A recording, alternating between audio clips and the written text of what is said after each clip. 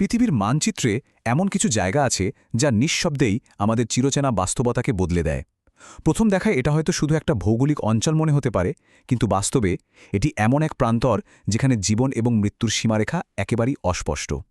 আজকের এই বিশ্লেষণে আমরা এমন এক চরম বৈরী পরিবেশের গল্প জানব যা আমাদের নিজেদের গ্রহের বুকেই একদম একটা ভিন গ্রহের অনুভূতি দেয়। এ কথাটার গভীরতা একটু ভাবুন তো। চারপাশের এই নিস্তব্ধ ধূসর প্রান্তর এতটাই অনুর্বর যে এখানে কোনো সাধারণ প্রাণের অস্তিত্ব টেকা প্রায় অসম্ভব একটা ব্যাপার। এ মরুভূমির মাটি বিজ্ঞানীদের কাছে এতটাই প্রাণহীন আর শুষ্ক যে মনে হয় যেন পৃথিবীর বুকে মঙ্গল গ্রহের এক নিখুঁত প্রতিচ্ছবি দেখছি আমরা। এই চরম পরিবেশে বেঁচে থাকাটাই যেন প্রকৃতির একটা বিরাট ভুল। আমাদের প্রথম আলোচনা পৃথিবীর শুষ্কতম মৃত্যুপুরী। দক্ষিণ আমেরিকার চিলির বুক চিরে প্রায় ১৬০০ কিলোমিটার জুড়ে ছড়িয়ে আছে আতাকামা মরুভূমি। এটা কিন্তু শুধু বালুর বিস্তার নয়, পৃথিবীর মেরু অঞ্চলের বাইরে এটাই সবচেয়ে শুষ্ক জায়গা। অবাক করার মতো বিষয় হল, মানব ইতিহাসের রেকর্ডে এখানকার কিছু অংশে কখনো বৃষ্টির এক ফোঁটা জলও পড়েনি। একদম ০ মিলিমিটার। যেখানে জল ছাড়া আমরা জীবন কল্পনাই করতে পারি না, সেখানে শতাব্দীর পর শতাব্দী ধরে এক বিন্দু বৃষ্টিরও দেখা মেলেনি। তবে শুধু যে বৃষ্টির অভাবটাই এখানকার একমাত্র সমস্যা তা কিন্তু নয়। মাত্র ২৪ ঘণ্টার ব্যবধানে তাপমাত্রার কি ভয়ঙ্কর পরিবর্তন ঘটে সেটা জানলে শিউরে উঠতে হয়। দিনে হয়তো ৩৫ ডিগ্রি সেলসিয়াসের তীব্র উত্তাপ আর প্রাণঘাতী অতিবেগুনি রশ্মি আপনার ত্বক পুড়িয়ে দিচ্ছে, কিন্তু সূর্য ডোবার সাথে সাথেই তাপমাত্রা এক ধাক্কায় নেমে যায় হিমাঙ্কের নিচে -৫ ডিগ্রিতে। প্রায় ৪০ ডিগ্রির এই আকস্মিক ওঠানামা পুরো পরিবেশটিকে রীতিমতো প্রাণঘাতী করে তোলে। এবার আসা যাক এর পেছনের ভৌগোলিক রহস্যে। বৃষ্টির ছায়ায় বন্দি প্রকৃতি। আপনার মনে হতেই পারে পৃথিবীর ঠিক এই জায়গাটি এতটা শুষ্ক আর চরমভাবাপন্ন হল কিভাবে। এর পেছনে লুকিয়ে আছে বিশাল এক ভৌগোলিক রহস্য। একে বলা হয় রেইন শ্যাডো বা বৃষ্টির ছায়া প্রভাব।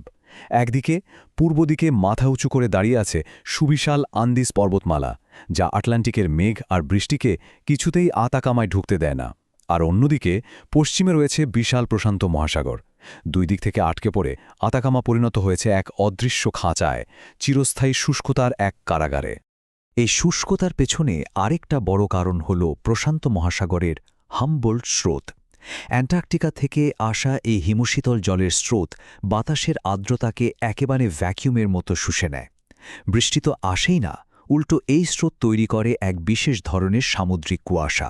স্থানীয়রা একে বলে কামান চাকা। মজার ব্যাপার হলো, এখানকার সামান্য কিছু প্রাণের একমাত্র অবলম্বন কিন্তু এই কুয়াশায়। আমাদের পরের পর্ব এই বৈরী পরিবেশে জীবনের সংগ্রাম। প্রকৃতির টিকে থাকার জেদ মাঝে মাঝে আমাদের কল্পনাকেও হার মানায়। এই মৃত্যুপুরীতেও কিছু প্রাণী চরম প্রতিকূলতার সাথে দারুণভাবে মানিয়ে নিয়েছে।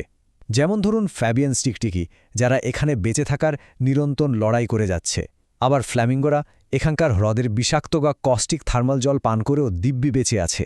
আর গ্রেগালের মতো সামুদ্রিক পাখিদের কথা তো বলতেই হয়।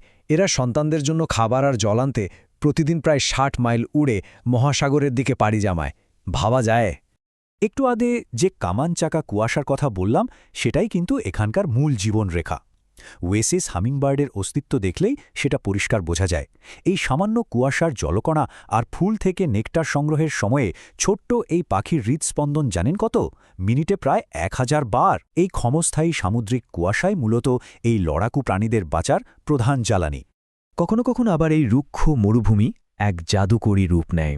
দীর্ঘ দশক ধরে মাটির নিচে ঘুমিয়ে থাকা বীজগুলো হঠাৎ করেই সামান্য একটু বৃষ্টির ছোঁয়া পেলেই জেগে ওঠে। পুরো মরুভূমি ছেয়ে যায় রঙিন ফুলে। একে বলা হয় সুপার ব্লুম।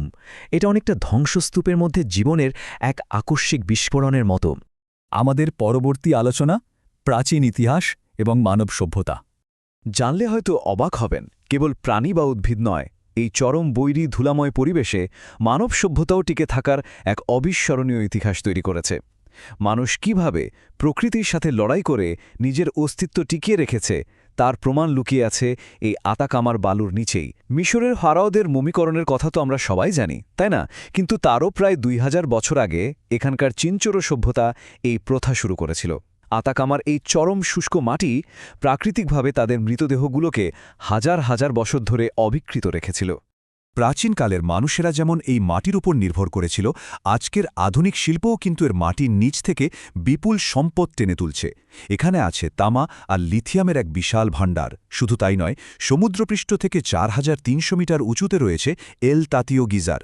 এখানকার ৮০টি সক্রিয় গিজার থেকে প্রচণ্ড বেগে বেরিয়ে আসছে ৮৫ ডিগ্রি তাপমাত্রার ফুটন্ত বাষ্প। এ যেন প্রকৃতির এক উদ্দাম শক্তির প্রদর্শনী। এই বিশাল ভৌগোলিক মহাকাব্যের ঠিক মাঝখানেই কিন্তু একটি ছোট্ট জনপদের অস্তিত্বও লক্ষণীয়, স্যান পেড্রো ডি আতাকামা। চারপাশের এই চরম রুক্ষতার মাঝেও ১০,০০০ মানুষের এই ছোট্ট মরুদ্যান শহরটি প্রমাণ করে মানবজাতির টিকে থাকার ক্ষমতা কতটা প্রবল। দিনে চরম রোদ আর রাতে ঐতিহ্যবাহী কার্নিভালের সুর, এটাই যেন এখানকার মানুষের টিকে থাকার আদিম মন্ত্র। এবার আসি আমাদের শেষ এবং সবচেয়ে আকর্ষণীয় পর্বে, মহাবিশ্বের উন্মুক্ত জানালা। আতাকামার সবচেয়ে বড় অভিশাপটাই কিন্তু এর সবচেয়ে বড় আশীর্বাদ।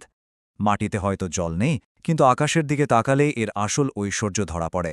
আর্দ্রতা শূন্য, কোনো আলো দূষণ নেই, আর তাই এখানকার আকাশ পৃথিবীর যে কোনো জায়গার চেয়ে বেশি স্পষ্ট। এটি আক্ষরিক অর্থে পুরো মহাবিশ্বকে দেখার এক উন্মুক্ত জানালা।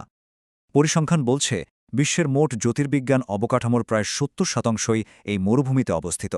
এখানকার আকাশ এতটা পরিষ্কার যে অমাবস্যার রাতে মিল্কি ওয়ে বা আমাদের ছায়াপথের আলোতেই মাটিতে আপনার নিজের ছায়া পড়বে।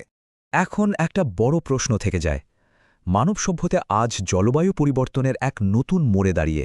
যেমন করে আমাদের বাংলাদেশের উপকূলীয় অঞ্চল কিংবা বিশ্বের অন্যান্য প্রান্ত আজ মারাত্মক পরিবেশগত বিপর্যয়ের সম্মুখীন হচ্ছে, ঠিক তখনই আতাকামার এই চরম রূপ আমাদের গভীর চিন্তায় ফেলে দেয়। এই পরিবেশ আমাদের শেখায় কিভাবে চরমতম পরিস্থিতির মাঝেও জীবন ঠিকই তার পথ খুঁজে নেয়। কে জানে, হয়তো ভবিষ্যতের পৃথিবীর টিকে থাকার সংগ্রামের মূল শিক্ষাই লুকিয়ে আছে এই মরুভূমির বুকে। ইনসাইট হাইওয়ের সঙ্গে থাকুন, বিশ্বকে জানুন আরও গভীরভাবে।